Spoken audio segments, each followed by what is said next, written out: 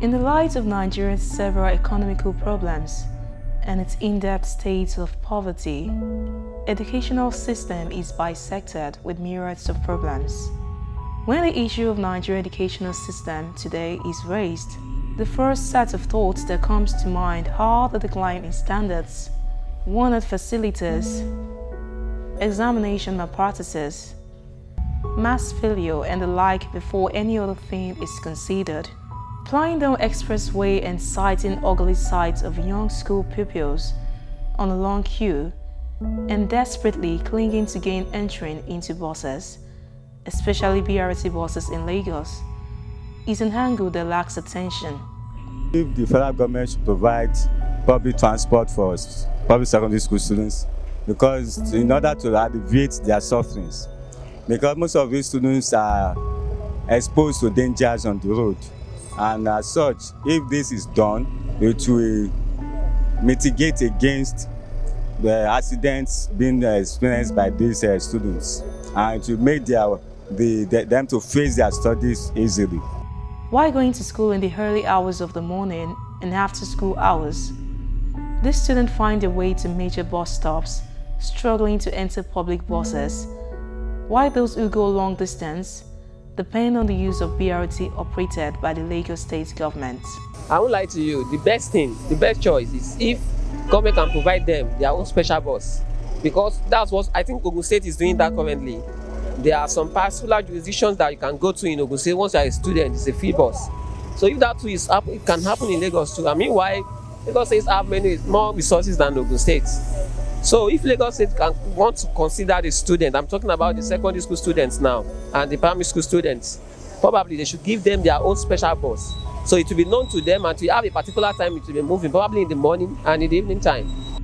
Most times, these students who are mostly from poor backgrounds do not have money to board buses and hope to meet a passionate bus driver who would give them free rides.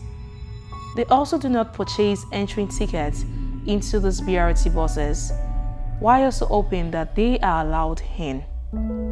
Yeah, but I think government have not provided BRT bus for public schools. So, and I think Nigerians don't value education, because if Nigeria really value education, they will provide free access of transportation for children, especially like a lot of people with disabilities.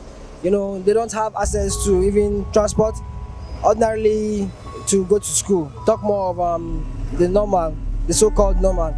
So I think if Nigeria really value education, they will provide free access transportation for children, especially those in the public school and even children with disabilities. Regardless of the exhaustion and weepings they sometimes get from BRT bus attendants, they painstakingly choose to wait for minutes and most times hours to forcefully push their way into the buses. Most certainly, many may begin to wonder why parents choose to send their kids or wards to attend schools that are far away when they obviously cannot afford to give them enough allowances to aid their movement. It will be much easier for students to access to that school bus. Then it will be easier for them to get to school very early, for them to avoid the late comer.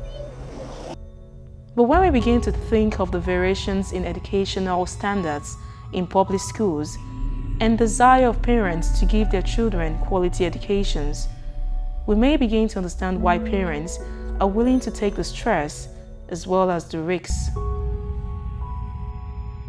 The state government, however, cannot continue to turn a blind eye to the fact that these kids need their own free rides as we will have in other countries, and even more closely, some states in Nigeria.